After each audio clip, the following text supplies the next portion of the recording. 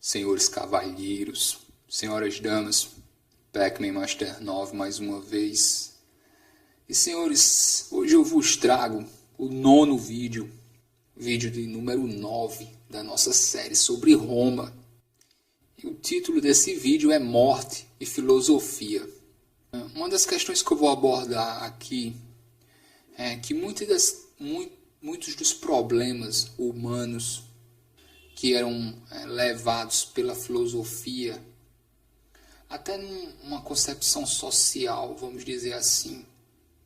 As pessoas se relacionavam com determinados problemas através da filosofia. Quando, depois do segundo século, em Roma, os problemas que eram tratados pela filosofia começam a ser tratados pelo cristianismo, pela religião. Mas as pessoas, talvez alguns de vocês se perguntem, antes de existir cristianismo no perímetro do Mediterrâneo, como essas pessoas tratavam essas questões com relação à morte, com a razão do porquê nós estamos aqui. Antes de existir religião, como as pessoas tratavam isso? Quem eram as pessoas que conversavam sobre esses assuntos? Da onde vinham os conselhos? E tudo isso, senhores, isso vinha da filosofia. Filosofia era o que geria as ações das pessoas, pelo menos das pessoas que tinham um certo nível de cultura. Nós vamos ver aqui que existe a figura do filósofo e tal. Nós vamos entender o que ele faz, o que ele representa em Roma. Tá, ok. Muda um pouco da Grécia Antiga para o Império Romano, mas eu não acredito que seja tão diferente assim. Senhores, então, primeiro ponto aqui, filosofia e religião. As questões humanas, elas são tratadas pela filosofia. E o que você tem é espécies de grupos filosóficos. Eu não gosto de usar a palavra seita, mas poderia ser uma confraria, vamos dizer assim. E acho que as mais conhecidas é o epicurismo e o estoicismo. E as pessoas elas pautam suas ações através do estoicismo e do epicurismo, principalmente. Isso antes do cristianismo aparecer. E eu dou um exemplo, isso não ocorreu só em Roma, isso não ocorreu só no Império Romano. Dou o exemplo da China, em que você tinha o confucionismo e o taoísmo. São filosofias, não são religiões. Então, a classe, os nobres chineses, na China antiga, eles geriam suas ações através dos ensinamentos do confucionismo, do taoísmo. São filosofias. E o romano antigo, antes do cristianismo, ele faz a mesma coisa. Ele pauta as suas ações por filosofia, não por religião. E, senhores, uma coisa que é interessante é que religião no Império Romano nunca foi uma questão de coerção. Religião é totalmente livre. Eu falei aqui, existe um papel importantíssimo das confrarias. Que as confrarias são grupos que se reúnem nas tavernas. Eu disse isso aqui no último vídeo, que eles enterram os seus, eles tomam conta dos velórios dos seus membros. Existem milhares e milhares, ok? Elas se reúnem publicamente. Os políticos, os imperadores, de certa forma, têm até certo medo, porque são grupos que têm certa representatividade política. Não chega a ser a ideia que nós temos hoje de sindicato. Ok? Não são sindicatos. Essas confrarias, elas se reúnem geralmente para louvar algum deus. Eu disse aqui que a figura, a divindade mais popular no Império Romano é Baco. Baco é o que nós encontramos, mais representações são sobre ele. Mas essas confrarias, elas podem ser filosóficas também. Tá, ok? Eles se reúnem publicamente, eles comem juntos, eles fazem banquetes. Isso é extremamente popular em Roma. E essas confrarias, muitas vezes, essas pessoas elas se reúnem dentro para discutir determinadas questões filosóficas.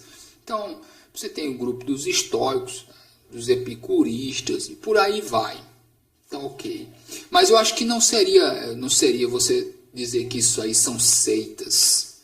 Eu não colocaria dessa forma. Talvez alguns cristãos vejam, mas não é. A palavra para mim que mais se aproxima são confrarias. Tá ok.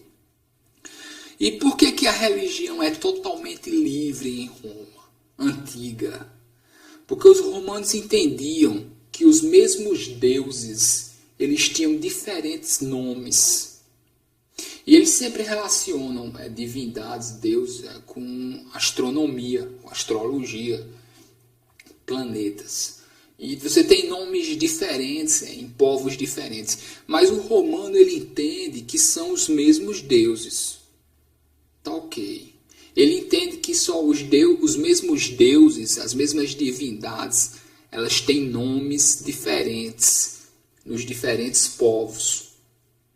E é por isso que religião, antes do cristianismo, ela nunca foi imposta.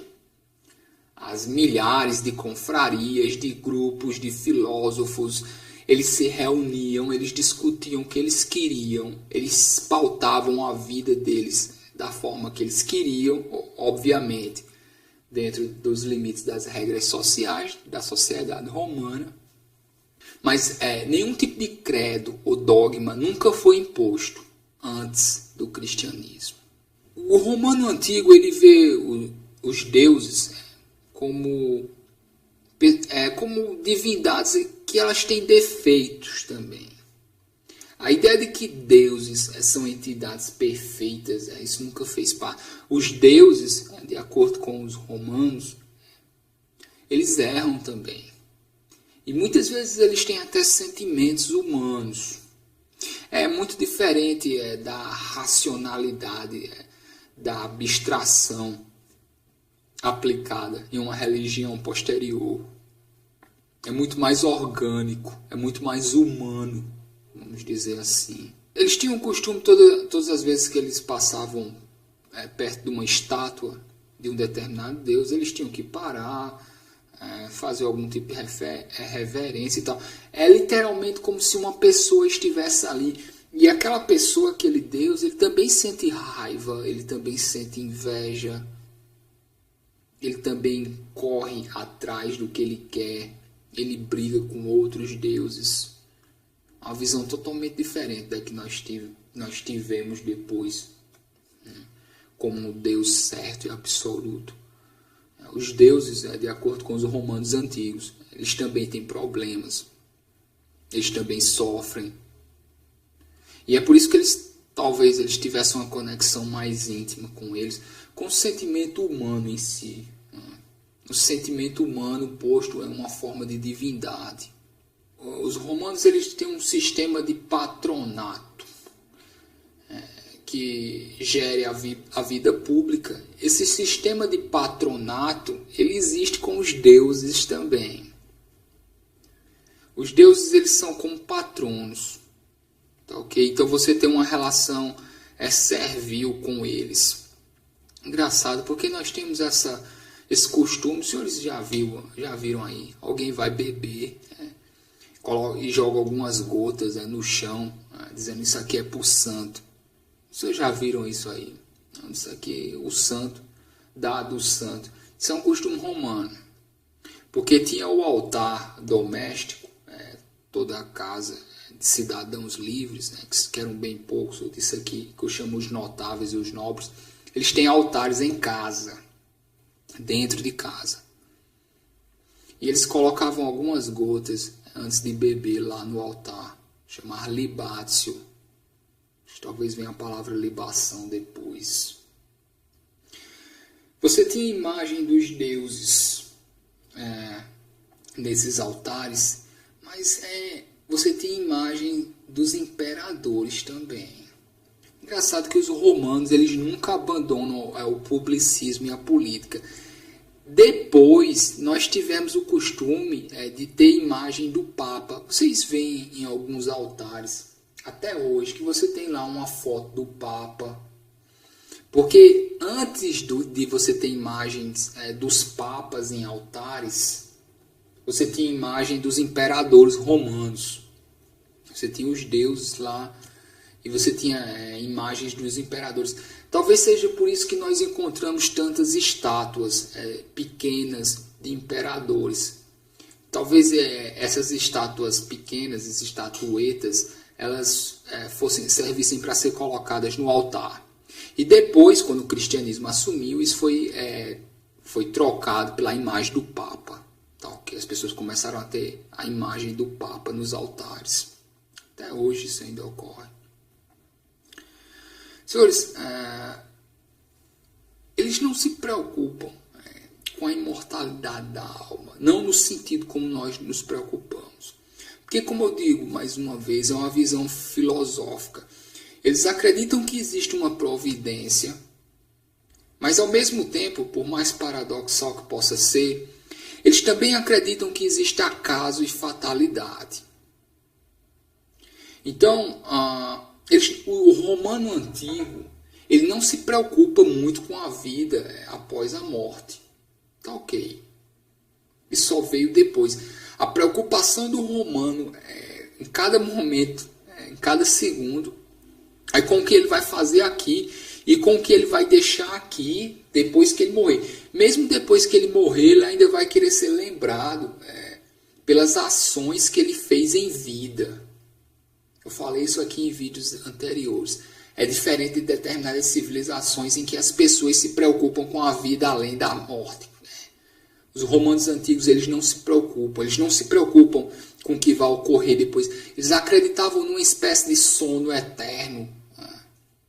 Mas eles não pensavam que essa ação que eu vou fazer agora vai me fazer sofrer ou ter prazer depois que eu morrer. Eles não pensavam assim. Tá ok. Senhores, as oferendas geralmente ocorriam do dia 13 ao dia 21 de fevereiro. E talvez eu não tenha muita certeza, senhores, mas eu vejo alguma relação com o nosso dia de finados, que lá no México eles chamam de Dia de los Muertos. É uma época em que os mortos andam entre nós. E durante aquele período eles bebem. Engraçado, porque no México é uma espécie de mistura entre dia de finados e carnaval. Eu tenho um vídeo aí antigo, senhores, comemorando o Dia de los Muertos. Eu sempre, todo ano, senhores, às vezes eu faço um videozinho. Para mim é uma época interessante. E eu vejo que talvez isso venha desse período de oferendas, do dia 13 ao dia 21 de fevereiro, que ocorria mais ou menos nessa época em Roma Antiga. A ideia de que naquela época os mortos andarão entre nós, nos verão de novo, e aí nós nos vestimos bem, nós preparamos comida. É como se você fosse receber um parente que tivesse passado anos e anos fora. Filosofia aqui, ela serve para tranquilização e felicidade.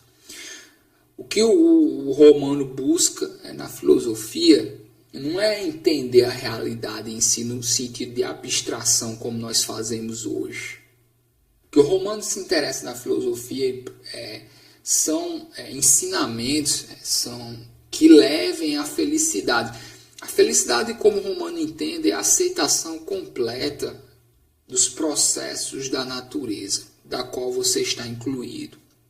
Existe um movimento natural das coisas e estar feliz, ocupar o seu lugar nesse movimento. Falei aqui epicurismo, estoicismo. Mais uma vez, nós nascemos como seres humanos, nós nascemos pessoas e nós temos que cumprir determinadas funções enquanto nós estamos aqui. E tudo de acordo com a natureza. E o nascimento, a morte, tudo isso faz parte desse processo natural. Todas as vezes que você está de acordo com esse processo natural das coisas, você tem felicidade. Quando você não está de acordo com ele, você tem tristeza. Ideia, mais uma vez, de você ter uma relação, a sua vida, com os conceitos de providência, acaso e fatalidade, parecem paradoxais. Mas é a ideia de você suportar o que te acontece. De você ter uma posição forte em relação aos problemas da vida. E mesmo de você não se deixar afetar tanto por isso. Mesmo felicidade ou tristeza. A ideia é simplesmente não se deixar afetar por essas coisas. Como eu digo, é um movimento natural. Isso envolve sofrimento e felicidade. Você não precisa estar correndo atrás da felicidade. O que você precisa, vamos dizer assim, é entender que existem ciclos, que existem momentos de felicidade, de tristeza, e que você precisa ter até um certo nível de indiferença em relação a eles. Falar um pouco do filósofo. Você tem essa ideia de preceptor de filosofia, ou filósofo doméstico. Muito disso foi... o cristianismo, ele pegou muito disso. Porque os filósofos, eles faziam parte dessas confrarias, e esse termo convertido, ele começou a ser usado na filosofia. Convertido era a palavra que se dava às pessoas que começavam a agir de acordo com aqueles parâmetros de comportamento que a filosofia colocava. Os cristãos pegaram a palavra.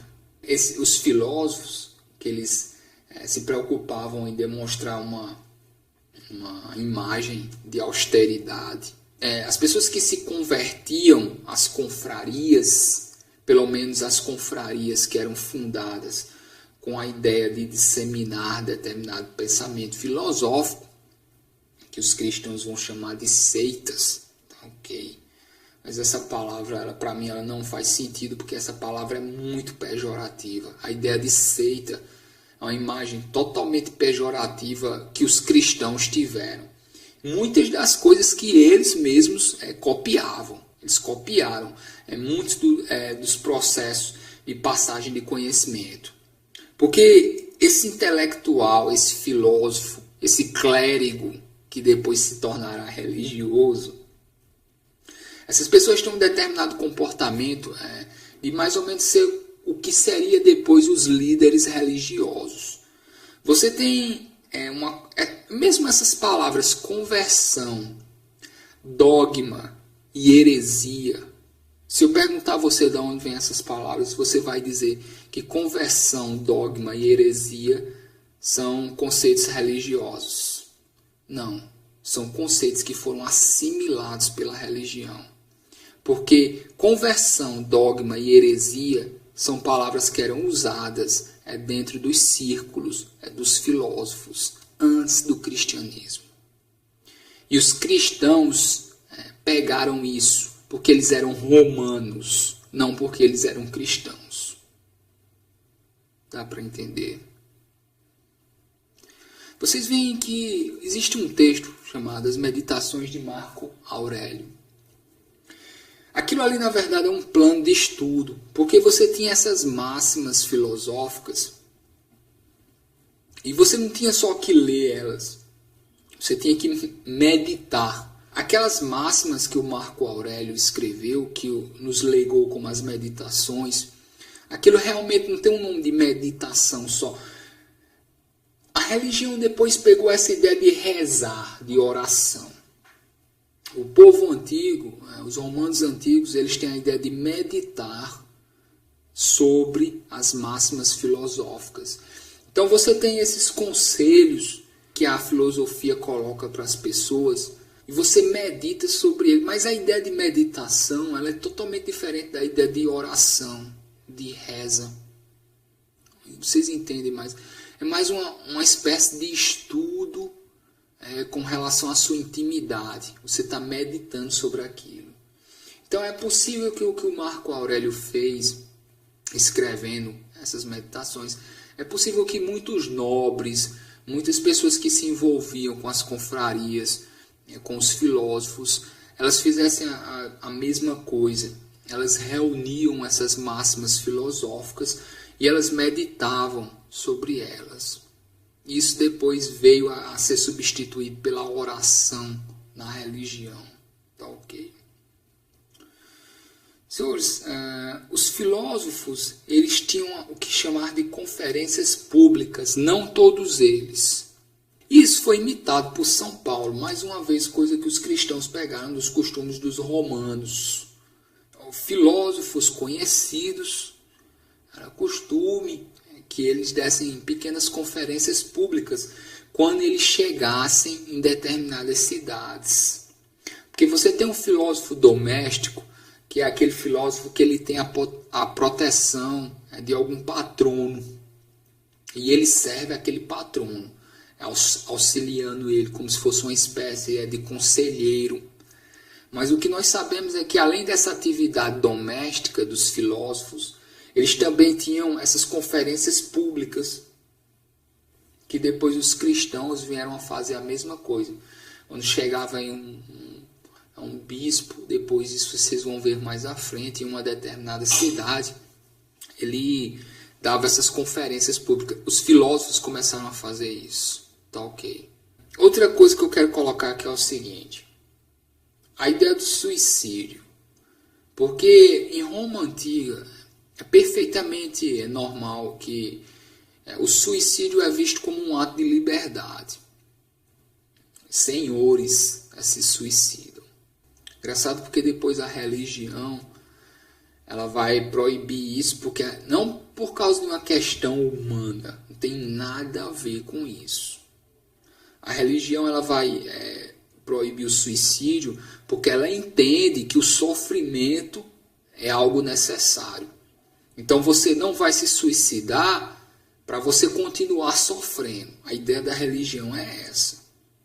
Porque sofrimento é expiação dos pecados. De acordo com o que eles dizem. Então, ok. Todos os pais da Igreja Católica. Eles, aliás, eles se tornam, depois do 2º século, entrando na Idade Média, eles se tornam bem fanáticos com essa ideia de sofrimento e de expiação dos pecados. Vai formar a mente medieval, a mentalidade do medievo. Senhores, eu acredito que esse 9º vídeo aqui, a partir do próximo vídeo, o 10º vídeo, nós vamos começar uma época diferente. Por quê? Que eu vou chamar de Antiguidade Tardia. Esses 9 vídeos até agora, eu falei de Roma Antiga, quase de uma forma antropológica. Mas nós veremos que a partir do 2º século, senhores, eu diria mais precisamente a partir do ano 100. A partir do ano 100 as coisas começam a mudar. Que nós vemos crises no Império. E o comportamento romano que eu passei até agora, ele seria o que eu qualificaria como um comportamento orgânico, vamos dizer assim. A sociedade romana, em sua forma primordial. A partir do ano 100, mais ou menos, para ser mais específico, essa sociedade começa a se modificar. E chegando ao ano 200, ela já é outra. E nós chamaremos essa outra sociedade de Antiguidade Tardia. E depois nós veremos o começo do cristianismo. Então, senhores, já vão 9 vídeos aí. Eu acredito já acho quase mais de 4 horas, senhores, de falatório. Vem o próximo vídeo, mas aqui acaba a primeira fase. Em que até aqui eu falei de Roma Antiga, e a partir do próximo vídeo, do 10º vídeo, nós vamos começar a abordar a Antiguidade Tardia. Nós vamos abordar quando o Império Romano começa a se modificar. Uma nova forma de patronato irá aparecer. Uma nova forma, um novo tipo de cliente e patrono aparecerá. E esses patronos e clientes, eles se relacionarão através da esmola, da Caritas, uma nova forma de patronato trazida pelo cristianismo, que modificou totalmente a sociedade. Tá ok? Então, senhores, isso fica para o próximo vídeo. Eu encerro aqui a primeira fase, vamos dizer assim. E a partir do próximo nós teremos a Antiguidade Tardia. Senhores, lembrem de curtir a página no Facebook. Tem links aí embaixo. Tem um link do meu canal pessoal também. Eu faço meus vídeos sem edição, só conversando. Alguns de vocês mandam questões para mim. Eu respondo, mas eu não posso responder na hora, tá ok? Podem escrever à vontade para mim. Podem postar lá na página também, sem problema algum, tá ok? Agora eu só vou respondendo devagar, porque eu não posso responder na hora, tá ok, galera? Mas eu vou tentar responder todo mundo. Então, senhores, está aqui, estão os links aí embaixo. Eu vou embora. Eu acredito que já falei demais por hoje. Senhores cavalheiros, senhoras damas, se cuidem.